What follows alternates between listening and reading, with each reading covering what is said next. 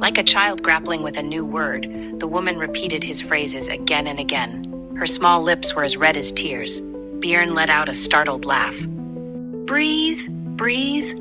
Lowering his voice, Bjorn whispered slowly. The woman nodded and took a deep breath. Although she was still trembling, she seemed to have avoided the brink of unconsciousness. Breath, she murmured the word he had repeated, gradually taking deep breaths and exhaling rhythmically. Her delicate white shoulders shook with the effort, appearing absurdly small and fragile. Once her breathing steadied, the woman quickly backed away from him. On her previously blank face, emotions, shame, and wariness began to surface. It was not the demeanor one would expect from someone causing such a scene. "I am so sorry, Prince." A middle-aged woman approached slowly, supporting the distressed woman.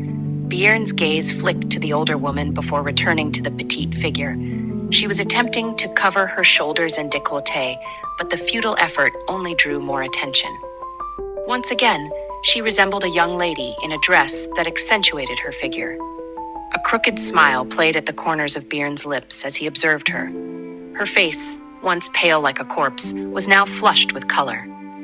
When she cautiously raised her head and their eyes met, she startled and stepped back, her ears turning a bright red.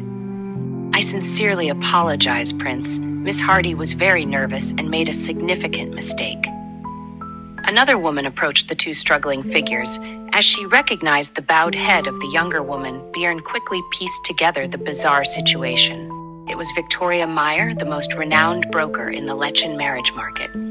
No matter what anyone said, the star of the prom was Erna Hardy. With her late debut into society, her unconventional beauty, and the association with Prince Bjorn, no other lady could rival her in the minds of the attendees. "It's Countess Meyer. She'll even use the Grand Duke to elevate that girl." That must have been the strategy. How did she know Prince Bjorn would arrive late? If it weren't for strategy, how could you explain it? But that girl isn't ordinary either. I expected her to be naive due to her countryside roots. Yet she handled herself so cleverly. The eyes of the ladies who glanced at Erna, quietly seated at the edge of the banquet hall, were filled with contemptuous intrigue.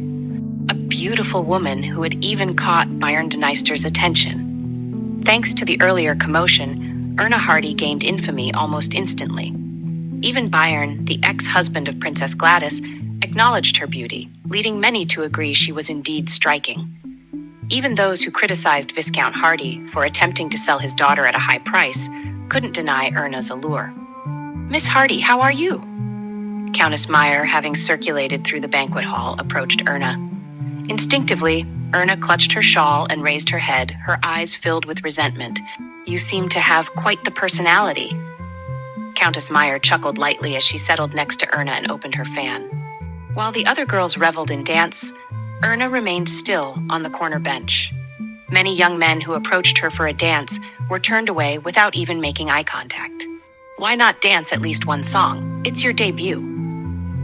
"I can't. I don't enjoy this, ma'am." Erna's voice trembled softly.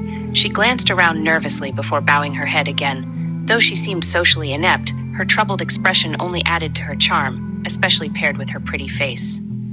Countess Meyer gently waved her feather fan. The unsightly shawl annoyed her, but she chose to ignore it. If she took it back, she would end up ripping the royal palace curtains to cover Erna.